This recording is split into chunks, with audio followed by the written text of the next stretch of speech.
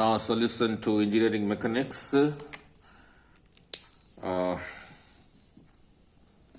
Data McGraw-Hill publication by Timoshenko, Young, Rao and Sukumar Pati.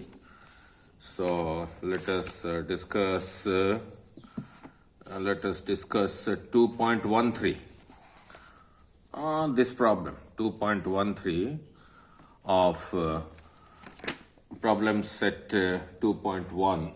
Very simple, very simple. What it is given is a small block of weight 44.5 Newton.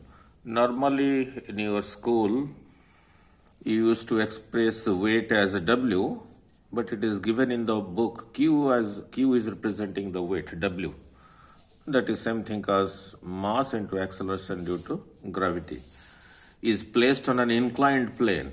The plane is not horizontal, means it is making some angle with the horizontal, which makes an angle alpha 30 degree with the horizontal. Resolve the gravity force, means this force, the force due to the gravity, that is the weight of the body, into two rectangular components, weight tangential, weight normal Qn, acting parallel and normal respectively.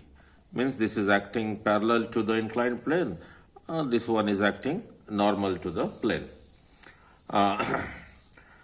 to the inclined plane. Now the solution, the diagram I have shown you here. This is your horizontal, your AB is your inclined plane, and this is a block having weight is equal to 44.5 Newton, that is same thing as mg. Since this is vertical, this is horizontal, therefore this angle is 90. This is given as alpha, that is 30. So this will be your 90 minus alpha, 90 minus 30, that is 60. To this, what angle I should add to this side? It will become 90. This is alpha minus 90, this is 90, this is alpha. So this has to be 90 minus alpha, because the sum of the three angles, this angle plus this angle plus this angle in this triangle has to be 180. So to this angle, what must you add to this side to make it 90? Alpha. 90 minus alpha plus alpha will be 90. So this is alpha. So now this line becomes normal, and this is your horizontal. Means this is the resultant of this tangential force and this normal force, normal to the inclined plane AB. Because if you draw a parallelogram, which I have drawn it here, I will show you, this becomes the resultant of QT and QN. Now AB is the inclined plane, QN is Q cos alpha, QT is equal to Q sin alpha. This QT is equal to Q sin alpha, Qn is equal to Q cos alpha, that I will explain here in the next diagram. Now, given Q is equal to 44.5 Newton, alpha is 30.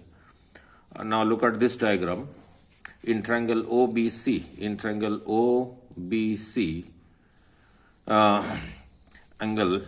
OBQ, angle OBC, OB, this point is C, this force is Q, right? This point is C, this vector, the OC vector is your Q vector, the weight vector. So the angle OBC is equal to 90 degree. Therefore, in this right angle triangle, cos of this angle, cos alpha will be your OB, base over hypotenuse, OC. And OC is the Q force. So cross multiplying, we get OB is equal to Qn is equal to Q cos alpha. Q is given, alpha is given 30 degrees. So by putting the values, you get 38.54 Newton. Now, if you take similarly sin alpha here, your sin alpha will be perpendicular over hypotenuse. This is the angle. So the side in front of the angle is the perpendicular. So BC is your perpendicular divided by OC is represents your weight Q. So that is equal to OA over Q. Cross multiplying, OA is equal to Q cos alpha. Your if you take sine alpha here is perpendicular BC over OC, and BC is same thing as OA. So that is what I have written here.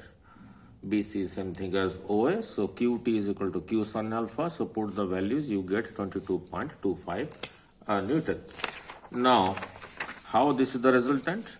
This is the force, the weight of the block. So taking this as the resultant and the diagonal of a parallelogram, if I construct a parallelogram, this is the parallelogram. This is the parallelogram. So this side is one component of the weight Q, and this side OB is another component of the force Q. So very simple.